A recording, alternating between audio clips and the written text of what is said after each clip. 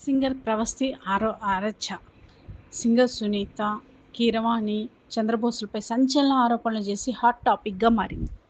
వాస్తవానికి ఈమె ఆటలో ఉండగా అంటే ఎప్పుడైనా ఆటలో ఎప్పుడైనా పోరాడాలి. లేపోతే బయటకొచ్చిన తర్వాత మాట్లాడకుండా కామ్‌గా ఊరుకోవాలి. కానీ పోరాడేటప్పుడు ఏం మాట్లాడంది బయటకొచ్చిన తర్వాత ప్రోగ్రామ్ నుంచి బయటకొచ్చిన తర్వాత ఆరోపణలు చేయడమే ఆసక్తికరంగా మారింది.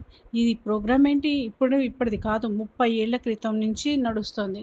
సింగర్ బాలు ఆలోచనల నుంచి పుట్టిన ఈ ప్రోగ్రామ్ ఎందరో గాయకులకి ప్రాణం పోసింది. ఎందరో ఎందరో గాయకుల్ని ఇండస్ట్రీకి అందించింది. ఏ రోజు ఏ ఒక్కరు కూడా ఈ ప్రోగ్రామ్ మీద చిన్న మాట తూలింది లేదు. కానీ ఈరోజు ప్రవస్తి ఆట నుంచి బయటికొచ్చిన తర్వాత ఆమె మాట్లాడడం అనేది నాకైతే కరెక్ట్‌గా అనిపించడం లేదు. మీకేమనిపిస్తుందో చెప్పండి?